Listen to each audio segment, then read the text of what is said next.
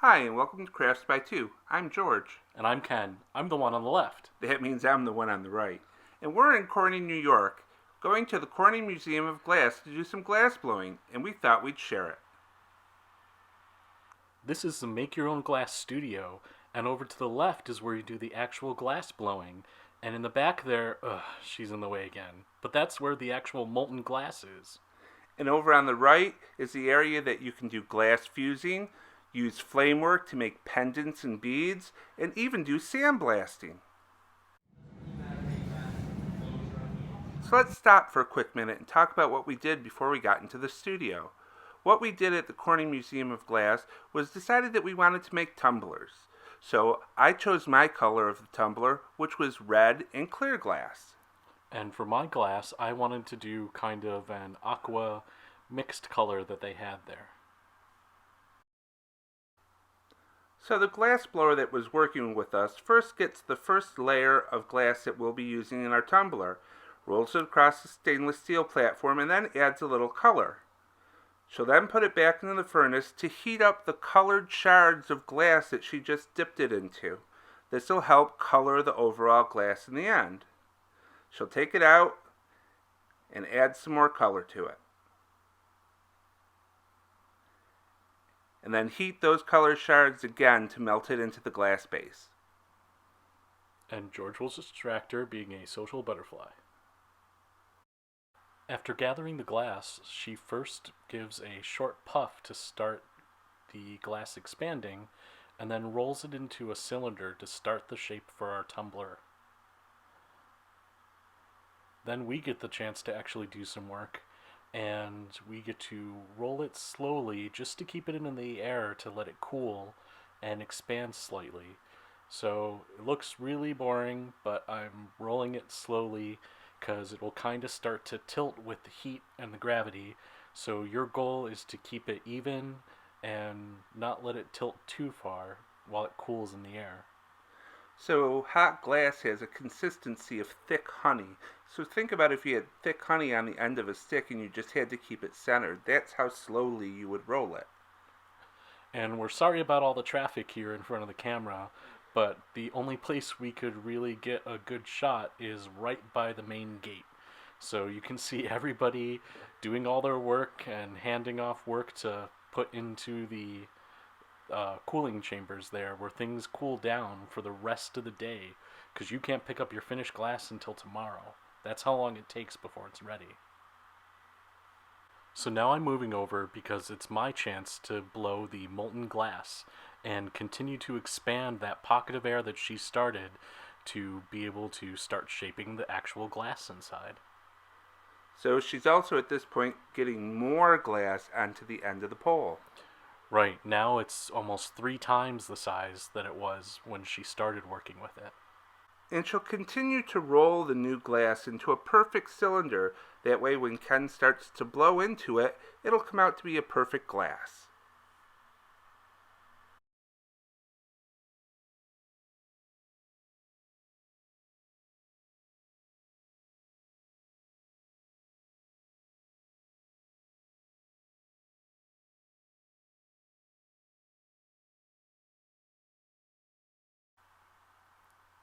Now it's finally ready. So she's going to actually do the rolling just to make sure that things don't fall and shift too much on the end of the rod. And she's using a tool there to shape it while I'm blowing when she's telling me to. So the first one is very light and just for a short time, because at this point the molten glass is still very soft. So a simple puff is all you need to help start that expanding with the air temperature. She's using her tools to start to flatten the end for us, as well as to pinch the end point where the glass will break off.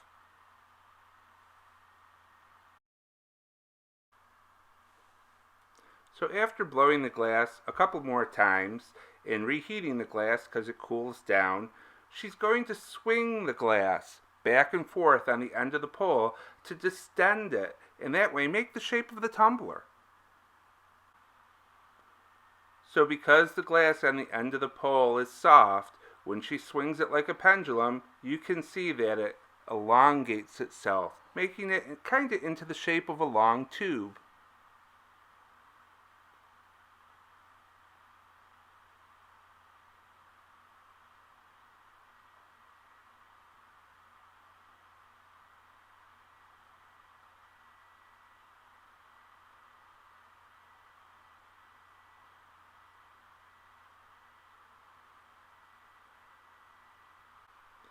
So now she uses her tools again to help flatten the end, which will make it a little bit easier for us when we go to do it.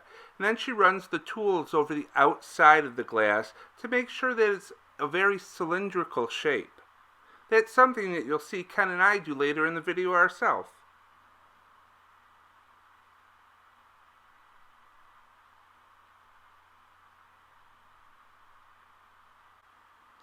So what you see now is a little bit of musical chairs, which is a little scary with all that hot glass around. But what's not obvious in the video is they're all really good about communicating with each other, that they're moving around and they've got molten glass there. So what you just saw me pick up was kind of like a cricket stick. It's something that we're going to use to press against the bottom of the glass cylinder to make the bottom of our tumbler. So she's going to roll it and smooth it out, and as she does, I'm pressing against the bottom to make the bottom of the tumbler so it'll sit flat on the counter.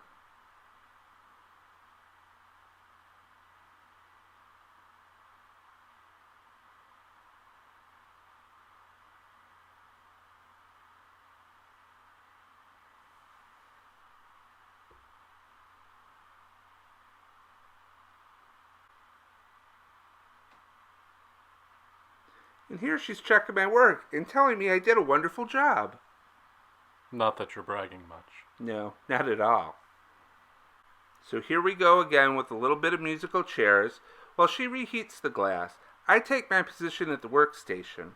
When she's done reheating the glass, she'll bring it over to me, and I'll slowly roll it just to keep it centered while she goes and gets a small amount of glass to put on the end so we'll be able to break the tumbler off from the pipe we started it on.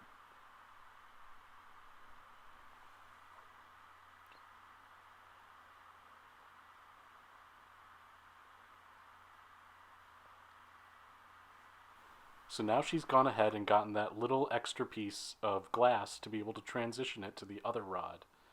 So things are a little fidgety here, and you can't see much of it because everybody's in front of the camera. But she's got me letting go of the rod, and she's going to just kind of take control for now.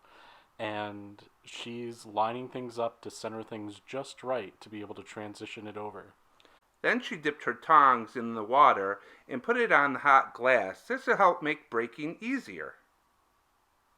So she just gave it one quick tap, and it's broken. So there's the glass attached to the new rod, now on the bottom.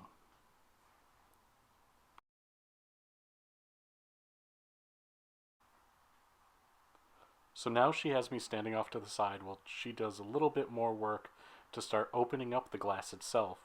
Unfortunately, because of where we had to stand to be out of everybody's way, we end up blocking the camera.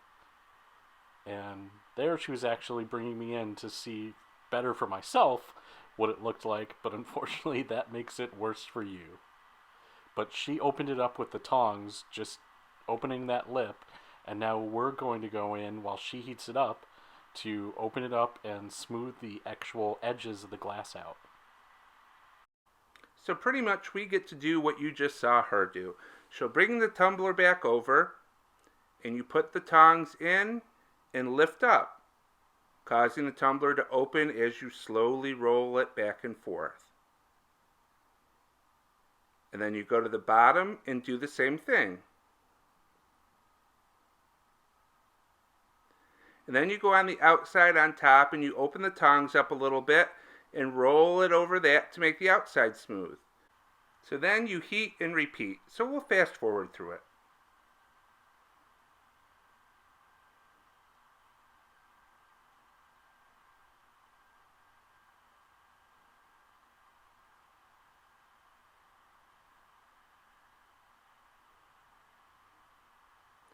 And then what you can't see because I'm standing in the way is that she's just going to check the opening to make sure that there's no sharp edges and that it's really even.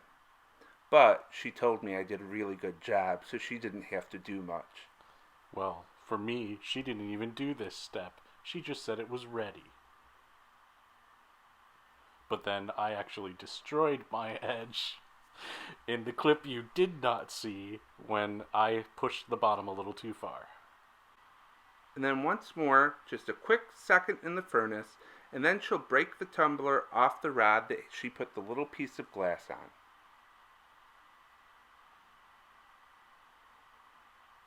So she brings it out, over to the breaking station. She chips away at the rod end that has the glass on it. And then she'll rub the metal rod to help reverberate through the weak points and make a clean break. And there's my tumbler. What you'll see her do now is take a torch to melt down the glass shard that was left on the bottom of the tumbler, and she'll use a large bolt from the hardware store to make sure that it's smooth on the bottom.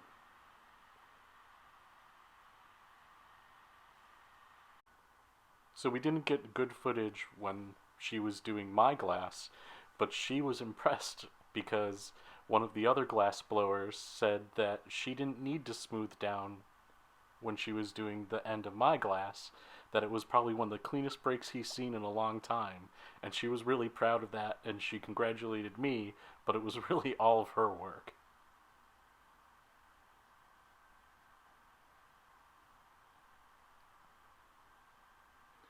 And here's my finished glass. It looks brown, but it's really red.